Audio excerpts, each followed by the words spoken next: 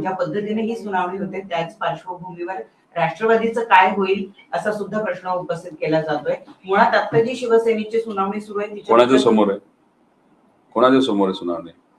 सीजे. ठीक, मी एक तुम्हाला सांगतो, सुनावणी चांगल्या पद्धतीने चालली.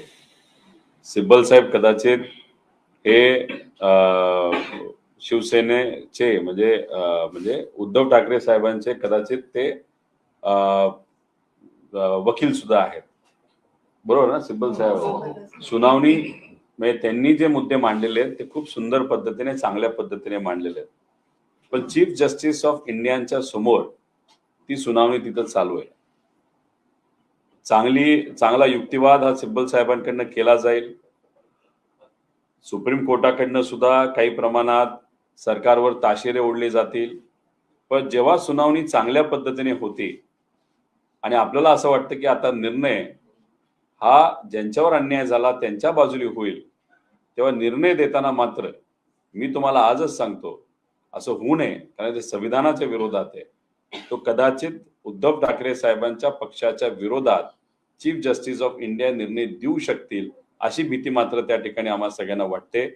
कारण का चीफ जस्टिस ऑफ इंडियाचं जे काही वागणूक आहे गेल्या काही महिन्यांमध्ये, तर त्या सगळ्या गोष्टी आपण जर बघितल्या तर कुठेतरी सरकारच्या बाजूली झुकण्यासारख्या त्या आहेत.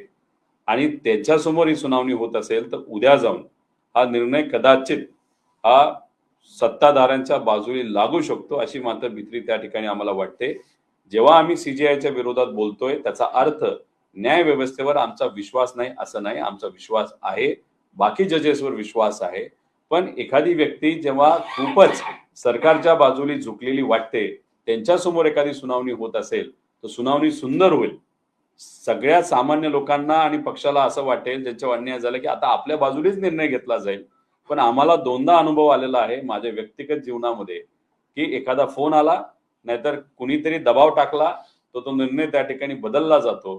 त्यामुळे सुनावणी चांगली झाली असली निकाल काय येतो याच्याकडे आपण सगळेजण लक्ष देऊन राहू द्या की या सिस्टम मध्ये, या लोकशाहीमध्ये ज्याला एक महत्वपूर्ण स्तंभ आपण समजतो संविधान टिकवण्याचा, जगवण्याचा आणि जिवंत ठेवण्याचा, तो म्हणजे ज्युडिशरी, या बाबतीत अजूनपर्यंत त्या ज्युडिशरीमध्ये कुठेतरी लोकशाही टिकवणारे लोक आहेत का हे मात्र त्या ठिकाणी आपल्याला बघावं लागेल. कोकण न्यूज डिजिटलला आताच लाईक, शेअर आणि सबस्क्राईब करा. बेल आयकॉन दाबून सर्व अपडेट्स सर्वप्रथम मिळवा.